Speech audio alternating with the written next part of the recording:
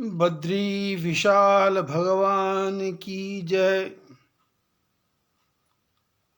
रामचंद्र भगवान की जय। शंकर भगवान की जय।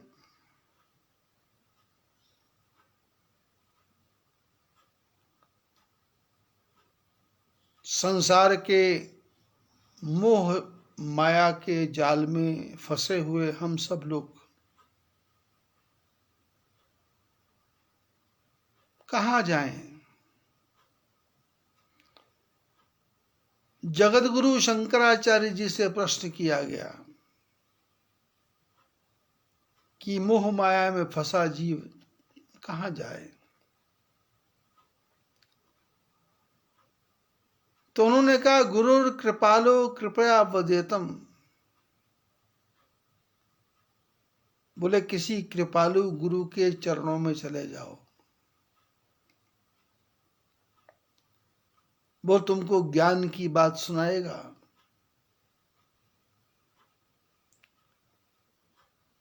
तुम्हारे मोह माया के झंझटों को हटा देगा और जो बुझी हुई दीपक की बाती है उसे जला देगा।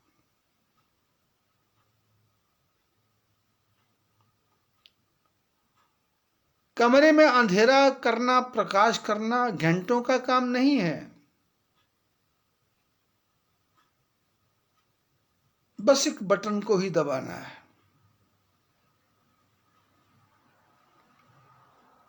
लाइट का बटन ऑफ हुआ, लाइट बंद, अंधेरा। और लाइट का बटन ऑन हुआ, बल्ब जला तो प्रकाश।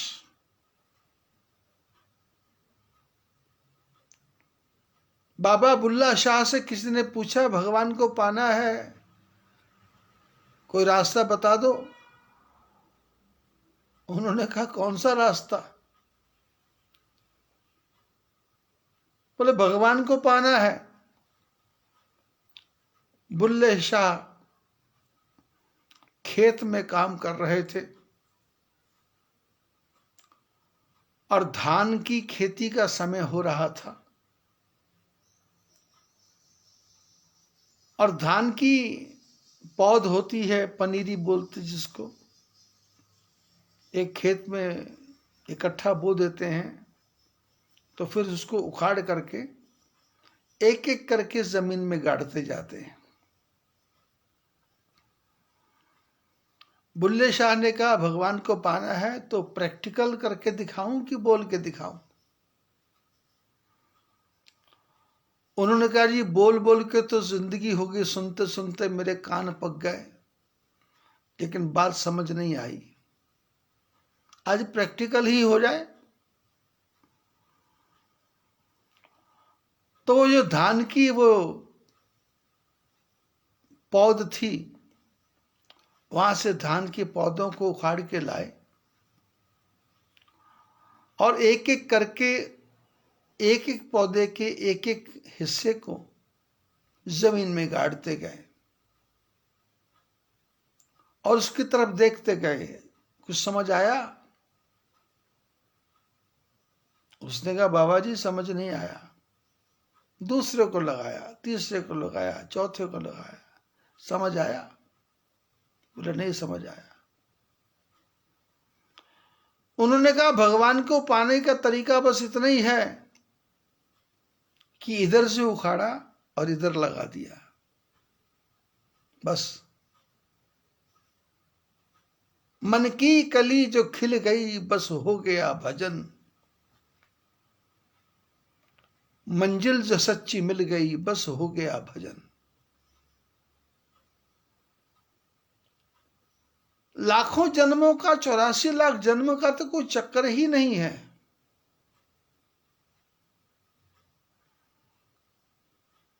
जिसको पैथोलॉजी आती है उसमें विद्वान है।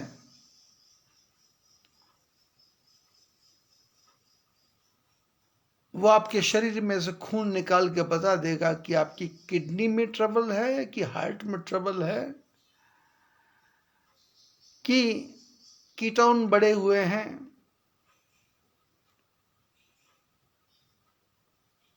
कि शुगर का लेवल ज्यादा है, या शरीर में खून कम है, होमोग्लोबिन कम है। यदि आप फिजिक्स के हैं विद्वान, तो उसके बारे में आपको जो पूछा जाएगा आपको सब पता है। और यदि आपको केमिस्ट्री आ गई तो फिर आप कुछ भी निर्माण कर सकते हैं। एक मशीन लगा करके उसमें से ऑक्सीजन का निर्माण कर सकते हैं। अपने सिरहाने पे मशीन रख दी, उसी में पानी डाल दिया, उसी में से ऑक्सीजन बनती रहेगी। और यदि आपको मैथ आता है तो कैलकुलेटर पकड़ने की आवश्यकता नहीं है, तो आपको तो वैसे ही सब पता है, कितने से कितना गुणा करेंगे तो कितना हो जाएगा। और ये जीवन भी गुणा भाग ही है, माइनस प्लस नहीं है। वैसे बड़े बड़े विद्वान कहते हैं कि पुण्य का फल पुण्य भोगना पड़ेगा, पाप का फल पाप भोगना पड़ेगा।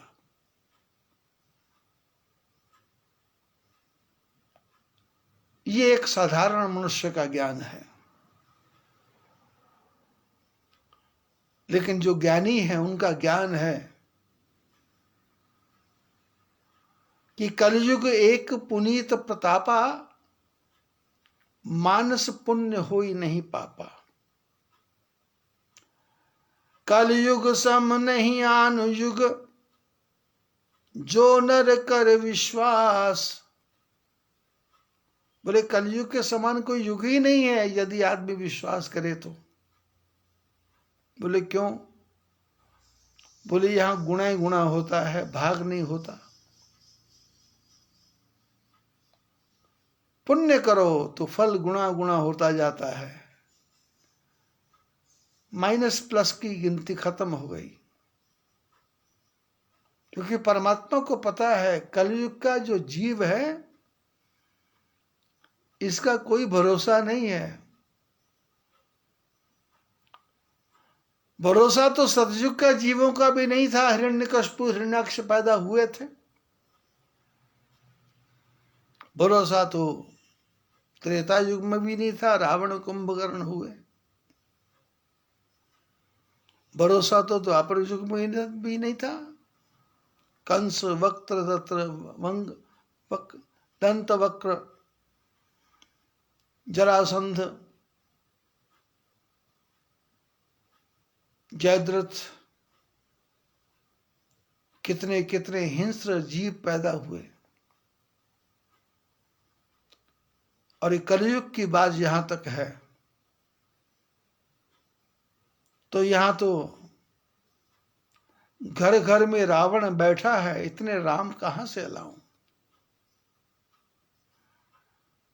घर घर में रावण बैठा है, इतने राम कहां से लाऊं?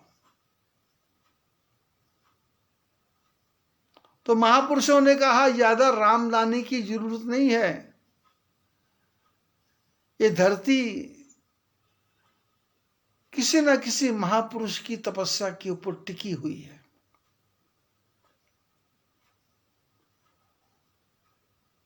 किसी न किसी सत्पुरुष के ज्ञान के ऊपर टिकी हुई है। कोई ना कोई तो शेषनाग है, कोई ना कोई तो कश्यप है, कोई ना कोई तो दशों का हाथी है जिसने जमीन आसमान संभाल के रखा है। परमात्मा कहते हैं ये संसार मैं नहीं चलाता, इस धरती पर रहने वाली जो पुण्य आत्मा जीव है, उनके अंतर आत्मा से जो पुण्य आत्मा की वृत्ति निकलती है, उस वृत्ति से जो पुण्य पैदा होता है,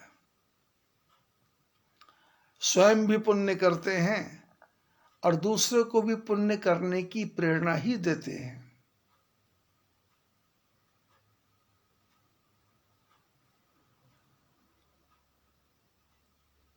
परमार्थ के कारणे चारों धारी धारी देह,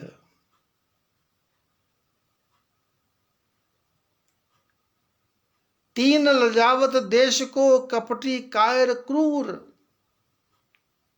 तीन सजावत देश को सती संत और शूर। देश को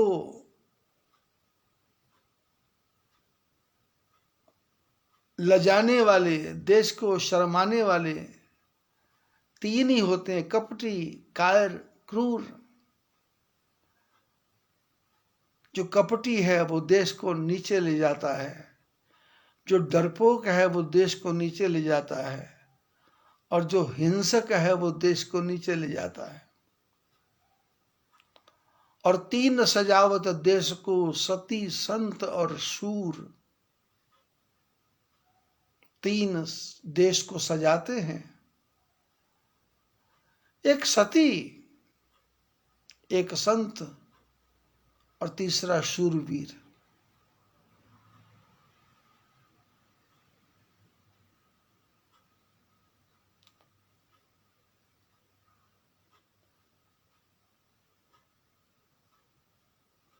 आजकल भारत में एक तूफान आया हुआ है।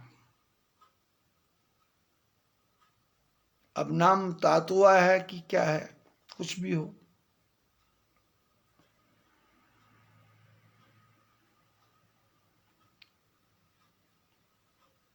लोगों से चर्चा होती है तो लोगों ने कहा विनाश, बहुत विनाश हो गया।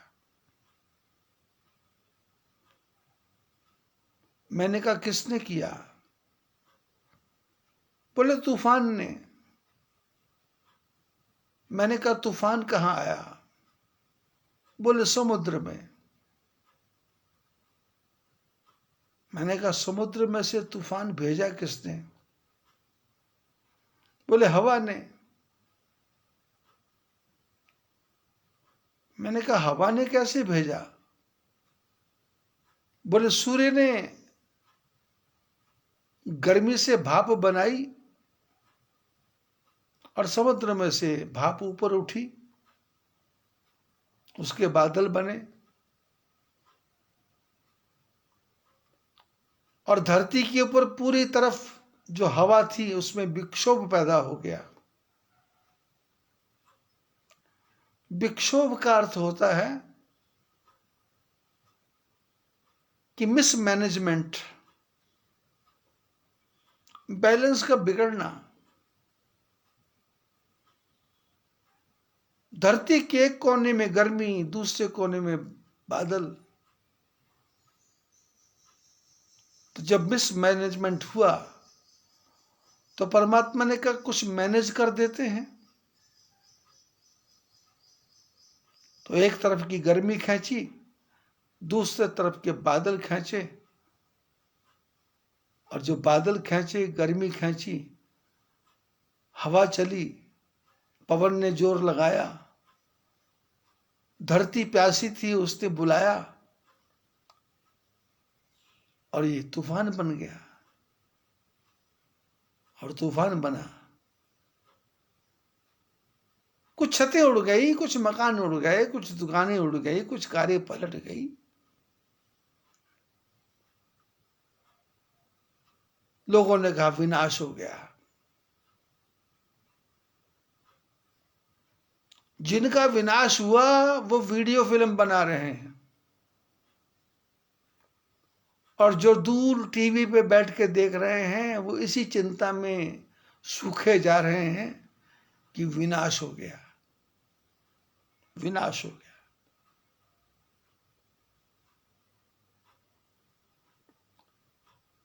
भारत की सरकार लगी है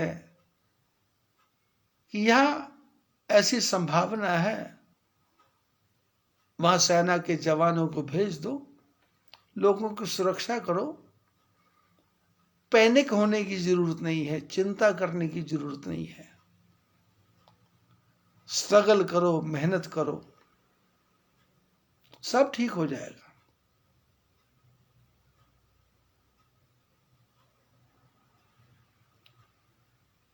ऐसे तो विनाश हर क्षण हो रहा है, बाहर नहीं, हमारे भीतर, हमारे अपने शरीर में, आपके शरीर में, आपके पति, माता, पिता, पुत्र, भाई, सबके शरीर में हर क्षण विनाश ही तो हो रहा है।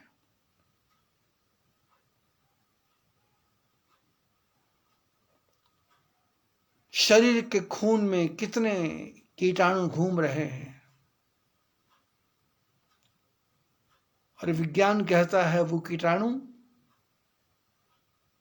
वो शरीर के वायरस, वो दुश्मन वायरस को खत्म कर देते हैं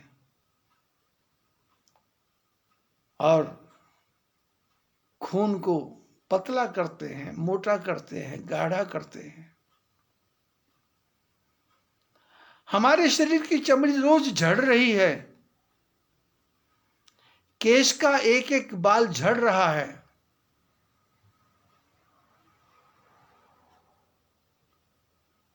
चेहरे की ऊपर झुर्रियां आ रही हैं, गर्दन से साफ दिखाई दे रहा है कि कितना मांस लटक गया।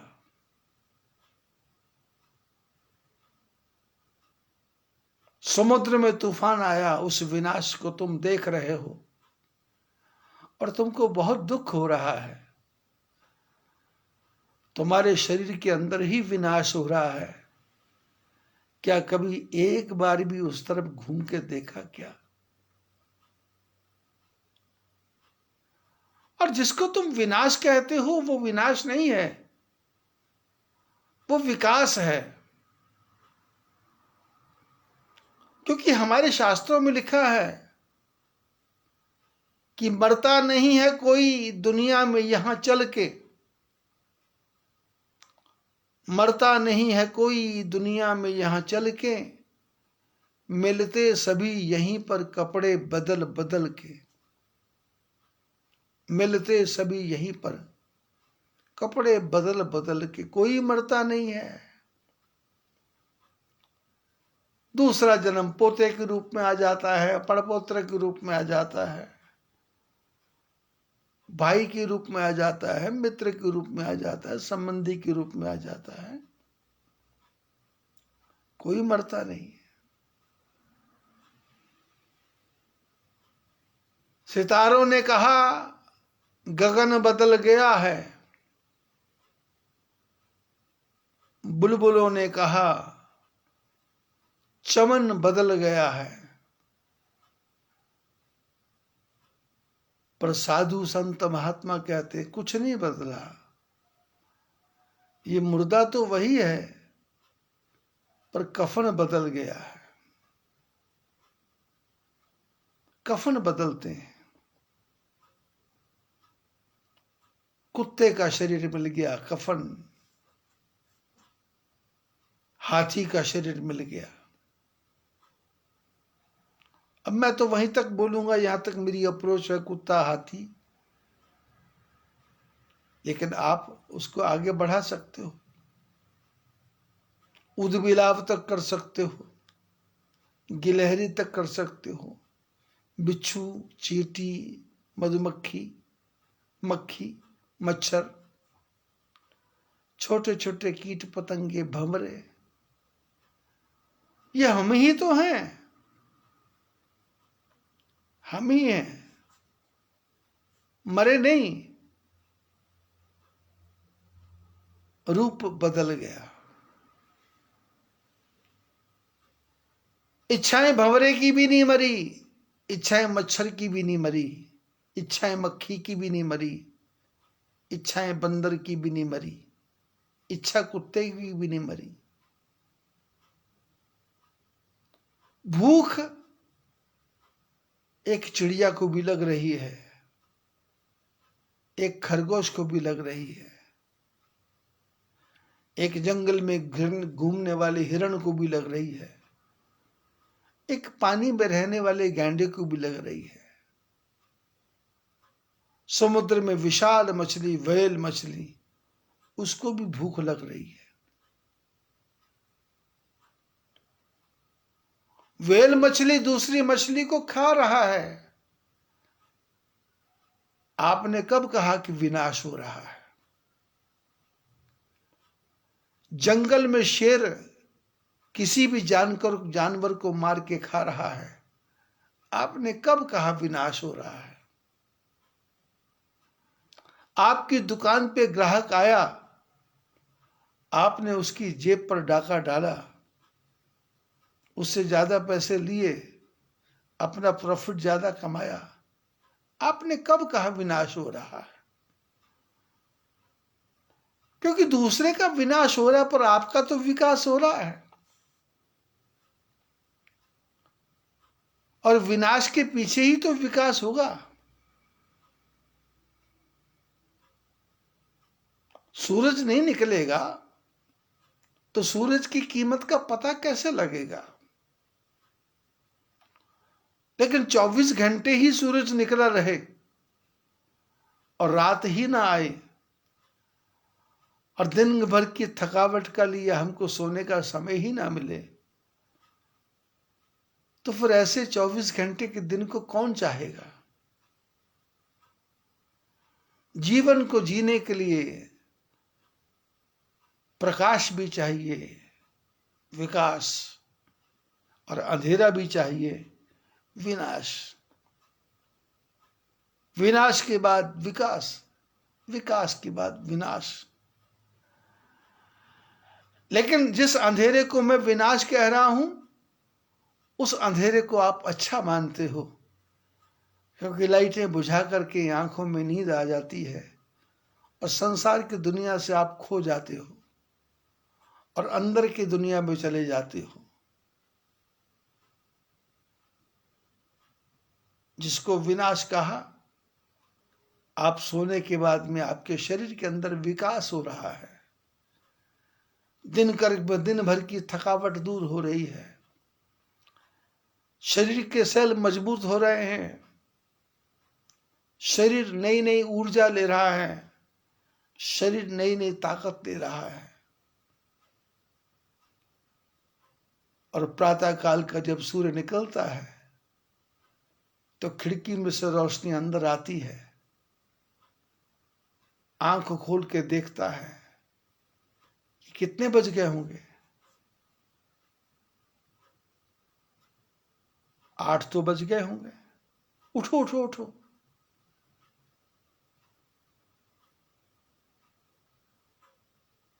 सूर्य के प्रकाश को हमने विकास कहा, लेकिन हो क्या रहा है? दिन भर भाग दौड़ चल रही है, दिन भर काम चल रहा है, दिन भर सोचना चल रहा है। जूते पहनो, कपड़े पहनो, टाई लगाओ, वो लगाओ, पर्स रखो, मोबाइल रखो, भागो दौड़ो, यहां जाओ वहां जाओ। आप विकास कर रहे हैं, लेकिन ये तो शरीर का विनाश करता जा रहा है।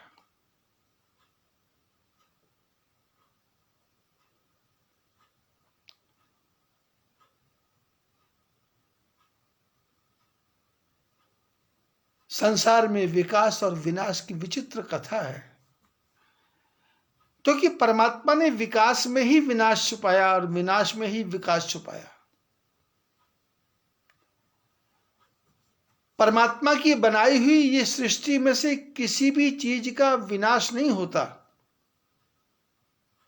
उसका पुनर्निर्माण होता है, रीन्यू होता है, रीबिल्ट होता है।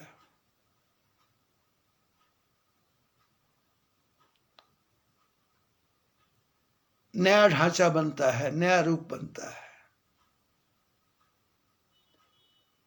बूढ़ा आदमी मर जाए, बुढ़े की तरफ देखने को मन नहीं करता, क्योंकि उसके मुंह से पानी टपकता रहता है। बात करता है तो उसकी बात समझ नहीं आती है।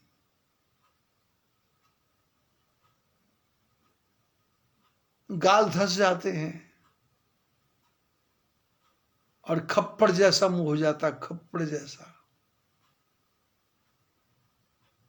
कल महाराष्ट्र में किसी से बात चल रही थी, मैंने कहा बीमारी से हटे हो, कैसा हो गया? बोले खप्पड़ जैसा शरीर हो गया। मैंने कहा खप्पड़, ये खप्पड़ क्या होता है? तो वो समझा नहीं पाए लोग, तो मैंने स्वयं ही समझाया। मैंने कहा खप्पड़ का मतलब कि शरीर लुंज पुंज हो गया, ढीला ढाला हो गया, पोचा हो गया। और बाद में मैंने कहा अस्थि पंजर, हड्डियों का ढांचा। बोले हाँ हाँ हाँ, खप्पड़।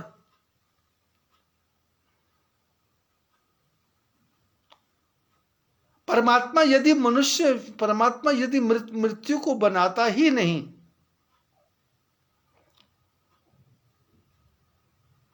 तो ये पूरा विश्व पागल खाना लगता था। कोई 5,000 साल का बुढ़ा, कोई 20,000 साल का बुढ़ा, कोई 40,000 साल का बुढ़ा। आपने महात्माओं के बारे में सुना होगा, वो जब मरते हैं उनकी उम्र ज्यादा नहीं होती, लेकिन उनके चेले इतनी ज्यादा बढ़ा चढ़ा करके बातें करते हैं कि 175 साल के थे, 200 साल के थे, 300 साल के थे, 92 साल के थे, 98 साल के थे। पर मैं तो इस महात्माओं की लाइन में रहा हूं। यहां पर नियम क्या है कि जब 50 साल के बाद महात्मा हो जाता है, दाढ़ी वाड़ी सफेद हो जाती है, तो उसके जो चेले हैं वो हर साल में, एक साल में 10 साल जोड़ देते हैं।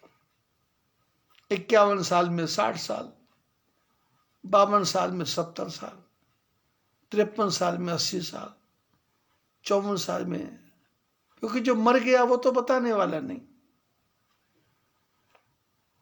और जो मरा है वो यदि बताता भी है तो चेले जो बोलते हैं उसकी हाँ में हाँ करते हैं।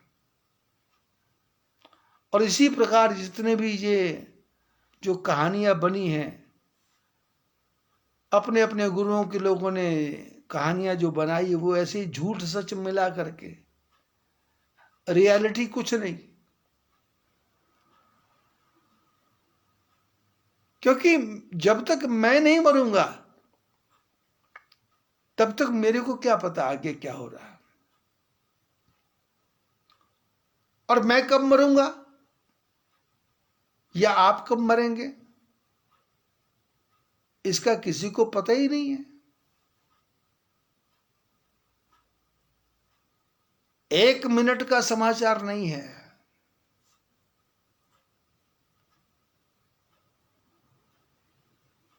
सिलीगुड़ी में महावीर जी अग्रवाल लेटे हुए हैं, उम्र ज्यादा हो गई। बेटों ने कहा पिताजी सलाइन लगा दें, नहीं लगाना। थोड़ी थोड़ी जुबान चलती थी, तो बेटों ने कहा कब तक चलेगा? तो पिताजी ने कहा 2 दिन के बाद तुमको अपने आप पता लग जाएगा। लेकिन अब तो 12 दिन हो गए, 4 चम्मच पानी पीते हैं, 4 चम्मच जूस पीते हैं, और परिवार के सब लोग 24 घंटे देखते हैं कब निकले या नहीं, निकले या नहीं। इधर मेरे को बोल रखा है कि ऐसी प्रार्थना करो कि इनके प्राण निकल जाएं।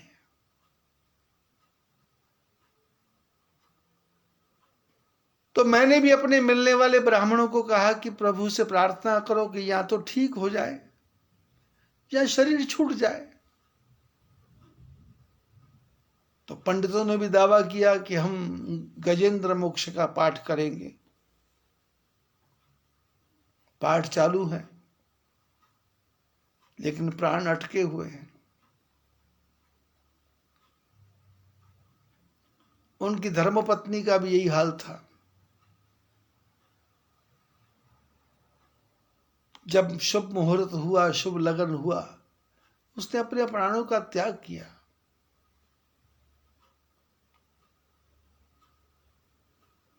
मैं नंगल में था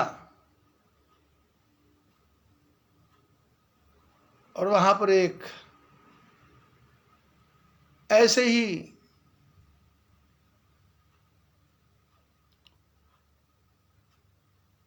महात्माओं के पीछे घूमने वाला एक परिवार है।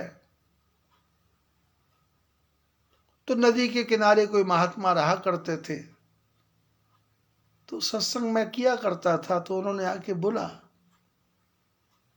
कि बाबा जी ने कहा है मैं अगले सोमवार को चला जाऊंगा संसार छोड़ के। तो जब कमरे में आके बैठे तो मैंने कहा वो सोमवार को नहीं जाएंगे, ये नाटकबाजियां बंद करो, ये ढोंग पाखंड बंद करो।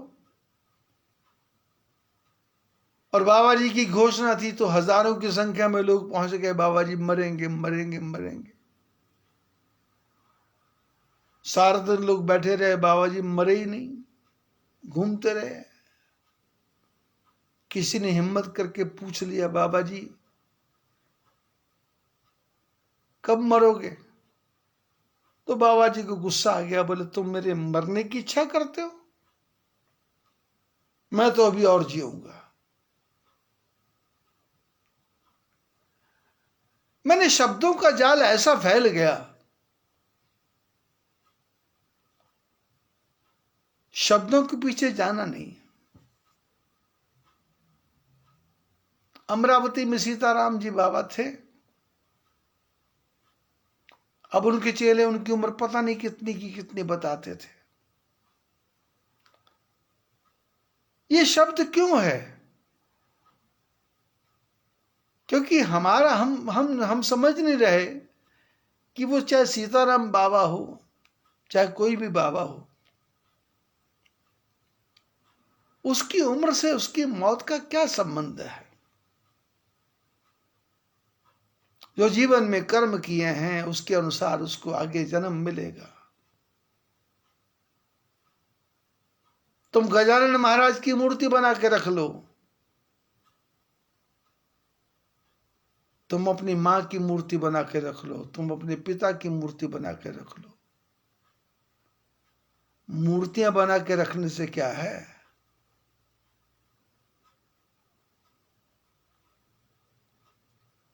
उसके जीवन का विनाश और विकास तो उसके कर्मों के साथ जुड़ा हुआ है। जो उसने कर्म किए हैं, उसके कर्मों का फल उसको भोगना ही भोगना है। लेकिन हां, यदि प्रभु की कृपा हो गई तो फिर प्लस माइनस नहीं होगा, फिर गुणा भाग नहीं होगा। फिर तो बल्ब के बटन की तरह काम होगा। बटन दबाया लाइट चालू, बटन दबाया लाइट बंद। धान के खेत में धान को इधर से उखाड़ा, इधर से लगाया, और 2-3 महीने बाद धान के पेड़ बड़े हो गए। बस परमात्मा का इतना ही पाना है।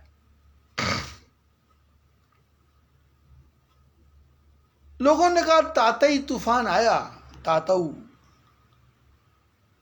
विनाश हो गया। मैंने समझाया, किसान गेहूं को बोने के लिए खेत में जाता है, खेत को तोड़ता है, फोड़ता है, मिट्टी से ऊपर नीचे करता है, ट्रैक्टर से, मशीन से, हाथ से।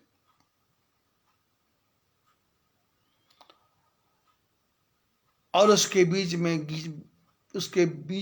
में बीजों को फेंक देता है, छिटक देता है।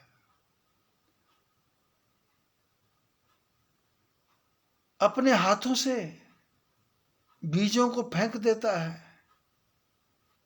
जिस गेहूं से आटा बन सकता था, रोटी बन सकती थी, उस गेहूं को अपने हाथ से फेंक रहा है। और फेंकने के बाद में एक मोटा सा पाटा लेकर के उसको जमीन के अंदर दबा देता है कि जिसको मैंने फेंका वो दिखाई भी ना दे। दिखाई देंगे तो शायद लोभ आ जाएगा, एक एक करके चुन लूं, एक एक करके इकट्ठा कर लूं। अरे ये बिन मौत मारे जाएंगे, अरे ये चले जाएंगे।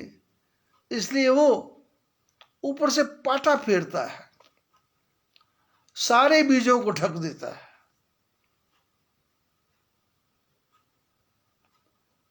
और ढकने के बाद में पानी छोड़ देता है, हल्का हल्का पानी।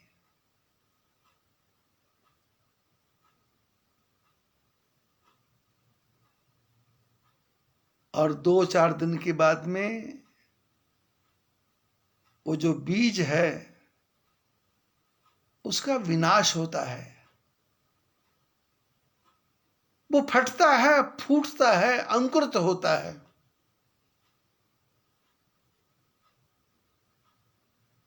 किसान 6-7 दिन देखने भी जाता नहीं।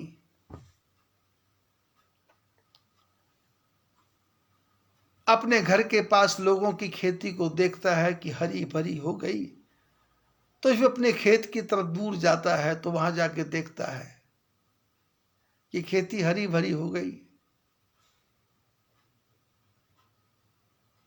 हरी भरी खेती हो गई। बीज अंकुरित हो गए, बीज का विनाश हो गया। विनाश नहीं, बीज का विकास हो गया।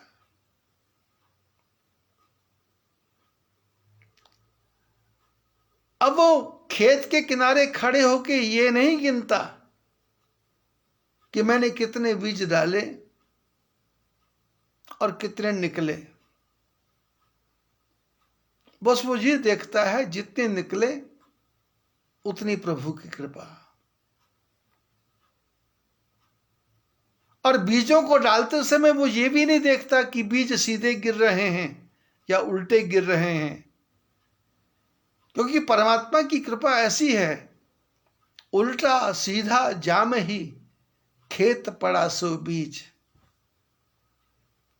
खेती में बीज उल्टा पड़ गया या सीधा पड़ गया, वो पैदा हो ही जाएगा।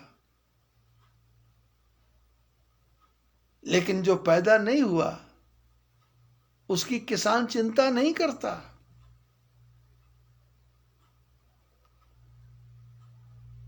हमारी आपकी दृष्टि में बीज का विनाश है, पर किसान की दृष्टि में बीज का विकास है। वो बीज पेड़ बनेगा, धान आएगा, गेहूं आएगा, मक्का आएगा, चना आएगा, अरहर आएगा, तुअर आएगा, जवार, बाजरा। लेकिन ये बाजरा आएगा कब, ज्वार आएगा कब? जब एक बीज का विनाश नहीं, विनाश के बाद ही विकास है। उत्पत्ति, पालन, प्रलय कहानी ये परमात्मा की जो सृष्टि है, इसमें उत्पत्ति है, पालन है, प्रलय है, इसकी ये कहानी है सारी।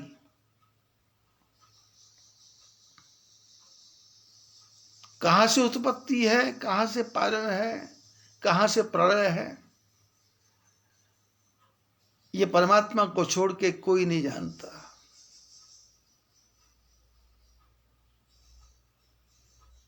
उसने प्रलय करना है तो इजराइल का हमास का युद्ध चल ही रहा है। कितने बम फोड़े जा रहे हैं।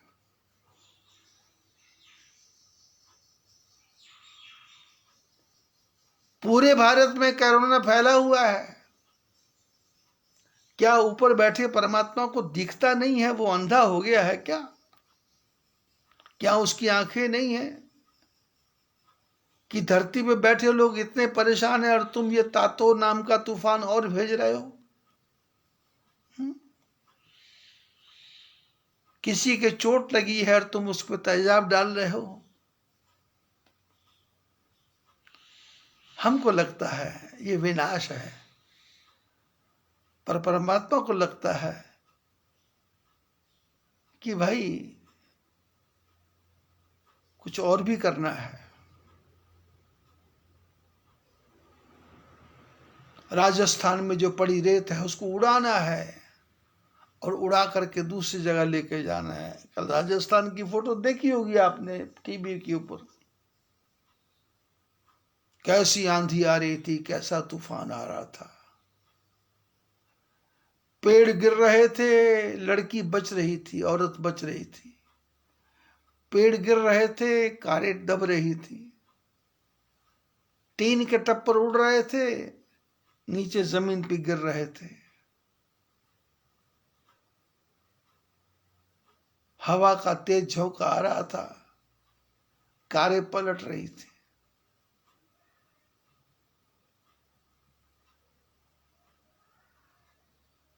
अब क्यों पलट रहा है भगवान कार?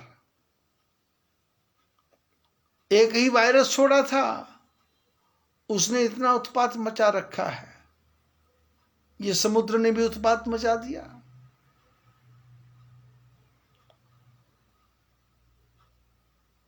जो छोटी बुद्धि के लोग हैं, जो छोटी वृत्ति के लोग हैं, वो सोचेंगे भगवान बहुत गलत कर रहा है।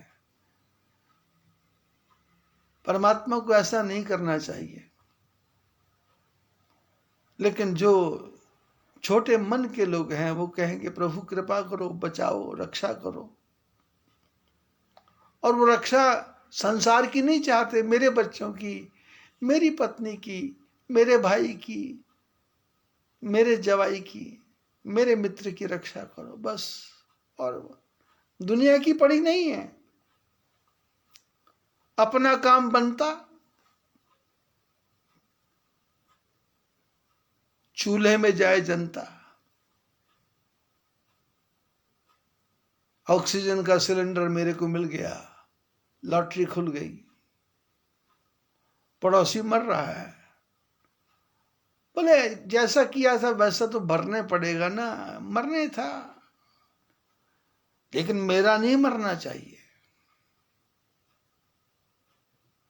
महाराज कृपा करो, मेरा नहीं मरना चाहिए। किस महाराज से बोल रहे हैं? जिस महाराज ने सारे संसार को ही अपना समझ लिया है। अब ये महाराज किस किस के लिए प्रार्थना करे? इसलिए ये महाराज भगवान से ही प्रार्थना करता है कि जो तू कर रहा है वो ठीक कर रहा है, मैं किसी के बारे में कुछ नहीं बोलूंगा। जो करना है करो, जैसा करना है करो। परमात्मा संसार में विनाश तो करता ही नहीं है। बस परमात्मा तो तीन ही काम, उत्पत्ति, पालन, प्रलय। उत्पत्ति, पालन, प्रलय। और तीनों के अलग अलग देवता हैं जो अपने अपने ढंग से काम कर रहे हैं। संसार का कोई काम रुका नहीं।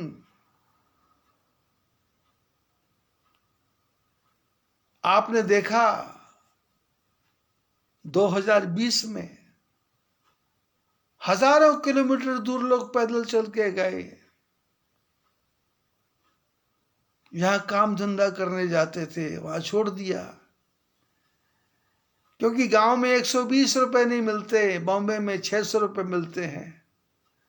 काम करने के लिए भागे। बिहार, उड़ीसा, वहां 50 रुपए नहीं मिलते। गुड़गांव में 700 रुपए मिलते हैं। लेकिन जब मुसीबत आई तो सब कुछ छोड़ करके प्राणों को लेकर के भागे। प्राण बचा लो, प्राण बचेंगे तो पैसा तो फिर भी कमा लेंगे। घर पहुंचे तो फिर वही 40 रुपया कहां से गुजारा होगा। आदतें बिगड़ चुकी थी। 2-4 महीने रहे, वापस फिर उसी गुड़गांव, बंबई, सूरत, कलकत्ता पहुंच गए।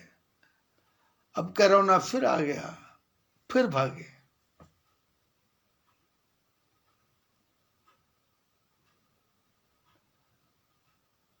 मनुष्य के जीवन की सबसे बड़ी मुसीबत यह है कि अपने घर से दूर विदेश में जाकर के होटल में जाके लैट्रिन भी साफ करता है, जूठे बर्तन भी उठाता है, होटलों में जाके लोगों की बेडशीट भी चेंज करता है, हॉस्पिटल में जाके, विदेशों में हॉस्पिटल में जाके बीमारों की लैट्रिन बाथरूम भी अपने हाथ से उठाता है। लेकिन यही आदमी अपने गांव में लैट्रिन साफ करने को तैयार नहीं है, कपड़े साफ करने को तैयार नहीं है, पोछा लगाने को तैयार नहीं है। जितनी मेहनत बाहर जाके इसने की, उतनी मेहनत अपने गांव में ही कर लेता तो कितना अच्छा था। लेकिन परमात्मा का भी विचित्र विधान है कि परमात्मा ने कहा नहीं नहीं, तुम यहां रहते वहां नहीं कर सकते, तुम्हारा दाना पानी कहीं और ही लिखा है, इसलिए जाओ सिंगापुर, जाओ कुवैत, अमीरात, Sudan, Israel, south Africa, north Africa, दक्षिण अफ्रीका, उत्तर अफ्रीका, जाओ चिली, मॉरिशस, सूरीनाम।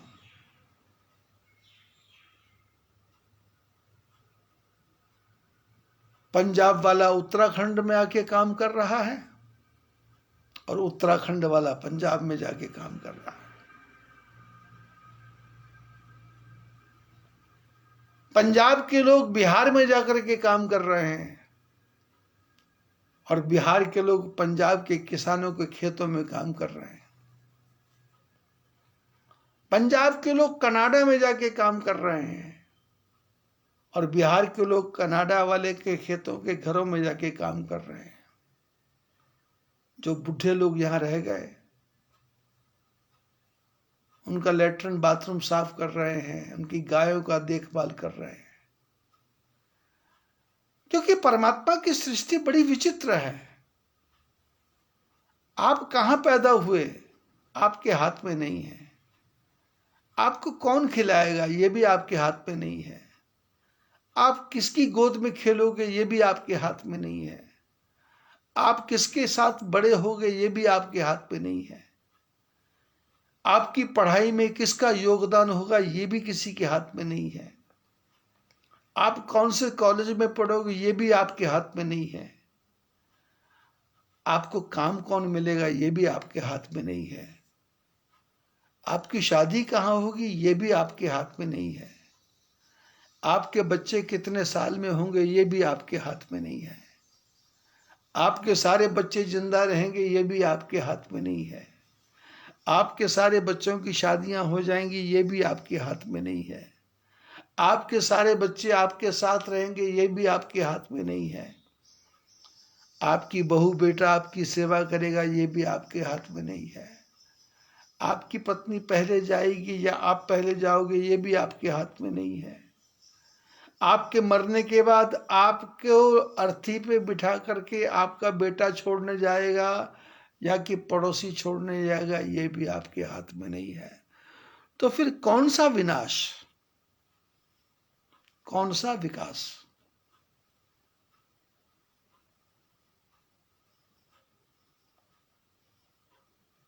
परमात्मा की सृष्टि में ना विनाश है न विकास है। विकास है तो विनाश है, विनाश है तो विकास है। विनाश में ही विकास छुपा है और विकास में ही विनाश छुपा है। आया है सो जाएगा, राजा रंग का फकीर। कोई सिंहासन चढ़ चला, कोई बंधा जंजीर। ये आने वाला जाएगा और जाने वाला आएगा। ये आने जाने का खेल तो लगा है, लगा था, लगा है, लगा रहेगा। हमारे आपके साथ, हमारे आपके जीवन के साथ भी तो ये घटना है। बात करते करते ही पास्ट हो जाता है, बात कर रहे हैं तो प्रेजेंट हो जाता है, और आगे जाएंगे तो फ्यूचर है, और फ्यूचर तो है कहां? फ्यूचर आते आते तो प्रेजेंट, और प्रेजेंट तो पास्ट हो गया। जिस भविष्य की बात सोचते हैं वो वर्तमान में बदलता जा रहा है, और वर्तमान भूत में बदलता जा रहा है। इसलिए चिंता किसकी करोगे? भविष्य की, वर्तमान की, भूत की? भविष्य की चिंता करोगे तो वो तो वर्तमान होने वाला है, और वर्तमान की चिंता करोगे तो वो भूत होने वाला है। जो भूत है उससे तो हमको डर लगता है, भूत प्रेत से तो हमको डर लगता है। ये भूत हो गया, ये भूत बन के आ गया। अरे हर आदमी के जीवन में भूत, हर आदमी के जीवन में वर्तमान, वर्तमान ही भूत है और भविष्य ही वर्तमान है।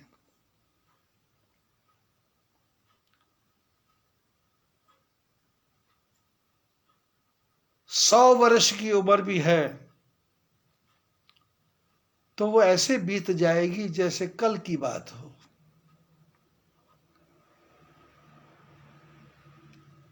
मेरी उम्र 67 हो गई, 67, लेकिन मेरे को लगता ही नहीं कि मैं 67 का हो गया।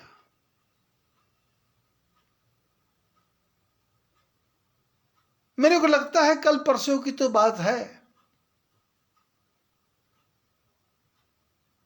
कि कश्मीर गए थे, कल परसों की तो बात है।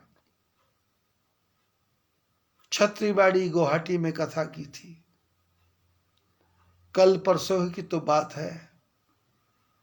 पुलिस बाजार सत्यनारायण मंदिर में कथा की थी,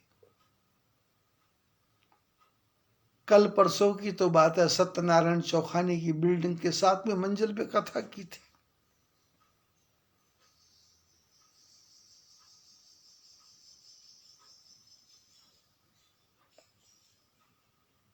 जीवन तूफान की तरह आगे बढ़ रहा है, तातुआ तूफान की तरह।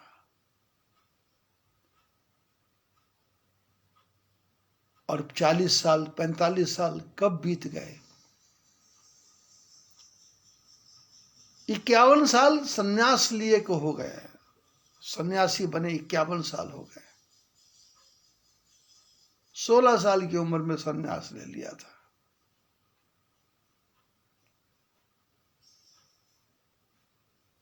लोग सत्संग में करता हूं, सत्संग सुनते हैं, सुन करके बोलते हैं कि आपकी बात समझने के लिए 10-10 बार सुनना पड़ता है। तो मैं उनको बोलता हूं, तुमको तो 10 बार सुनना पड़ता है, मैंने तो 51 साल तक जीवन को प्रैक्टिकल जिया है, गहराई में जिया है, संतों के पास बैठ के जिया है, संतों के साथ जिया है। इसलिए मैं जो कथा कर रहा हूं वो कथा नहीं है और वो व्यथा भी नहीं है। इन बातों को हमारी आपकी समझ में आ जाए तो मेरे सामने भी किसी के प्राण निकलते हो, आपके सामने भी किसी के प्राण निकलते हो, तो आपकी आंख में आंसू नहीं आएगा।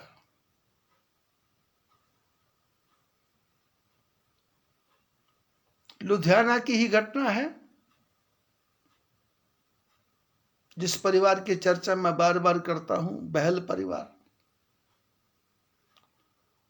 उनकी माताजी का देहांत हुआ, वचन दिया था मैंने कि तुम्हारी मौत पे आऊंगा, और उस समय मैं यहां भी था, वहां से ठीक समय पे पहुंच गया।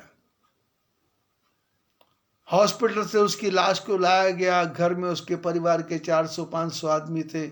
जैसे लाश पहुंची, लोगों ने रोना शुरू किया, मैं जोर से चिल्लाया, मैंने कहा क्या कर रहे हो, किसके लिए रो रहे हो और क्यों रो रहे हो?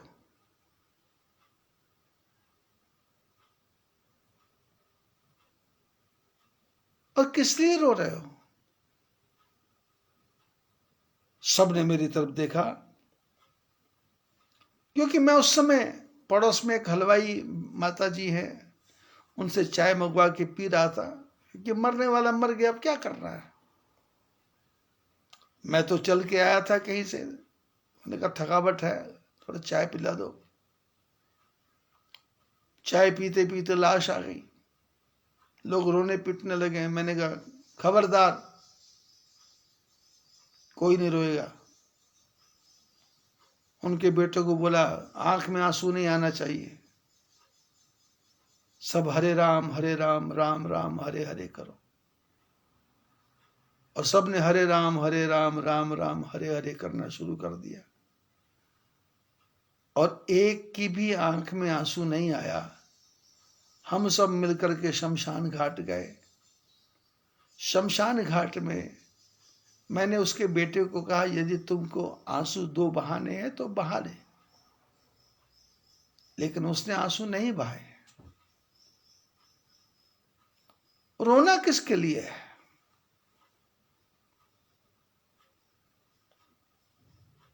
और मैं तो कब से चाहता था कि बुढ़िया मर जाए, क्योंकि जिस मकान में वो रहते थे वो मकान छोटा लगता था, और वो माता जी कहती थी जब तक मैं जिंदा हूं ये मकान छोड़ूंगी नहीं। तो मन ही मन भगवान से प्रार्थना करता था ये मर जाए तो ही बात बनेगी। उसके मरने के बाद भी बच्चों से कहा इसको बेच दो, नहीं नहीं नहीं नहीं नहीं नहीं नहीं नहीं। अब शायद 10-1 साल के बाद में उस मकान को बेचा। उस समय 1 करोड़ रुपया मिलने वाला था, अब 45 लाख मिला, फिर भी बेचा। उसकी जगह 2 मकान लिए। अब पता नहीं 45 मिला कितना मिला, मेरे को याद नहीं है।